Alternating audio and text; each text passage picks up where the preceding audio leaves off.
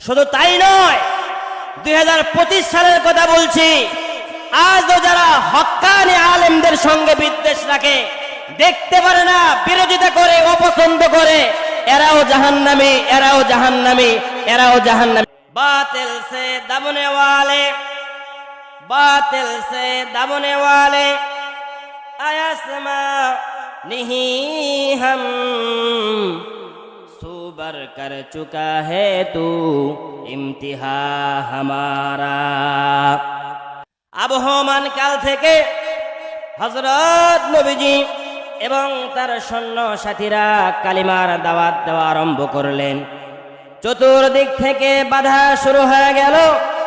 Abu Jahl, Abu Lahab, Utba, Saiba, Mughira তারা বাধা দেওয়া আরম্ভ করলো। বিশ্ব নবীজি বলতে লাগলেন, কুলু লা ইলাহা ইল্লাল্লাহ।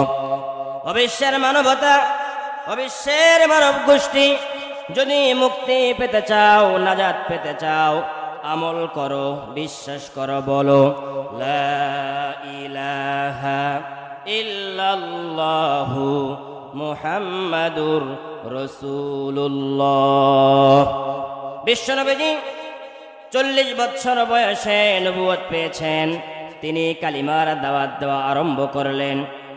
ইহুদি নাসারারা দ্বিমত প্রকাশ করলো, বলল, মুহাম্মদ, লাতের কি হবে, মানাতের কি হবে, উজ্জার কি হবে, আমাদের এত প্রতিমাদের কি হবে?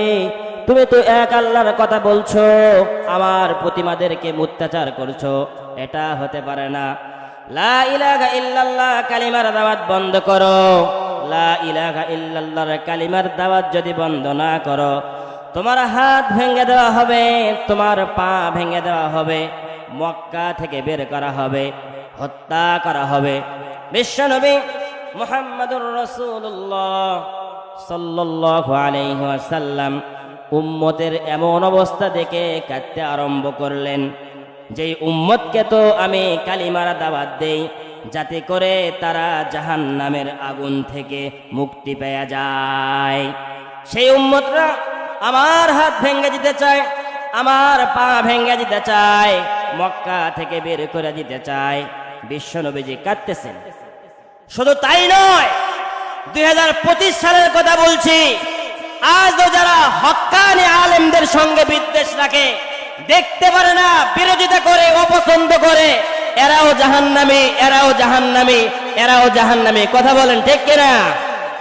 যারা উলামায়ে কেরামকে নির্মমভাবে অত্যাচার করে, জুনায়েদ বাবুনগরী রহিমাহুল্লাহ, শাইখুল হাদিস, ইবনে শাইখুল হাদিস, আল্লামা মামুনুল হক, আল্লামা খালেদ সাইফুল্লাহ আইয়ুবী, বাংলার নন্দিত মুফাসসিরে কোরআন আল্লামা দিলওয়ার হোসেন সাইদি, এনাদেরকে নির্মমভাবে যারা অন্যায় করেছে, অত্যাচার করেছে, তাদের এই পৃথিবী থেকে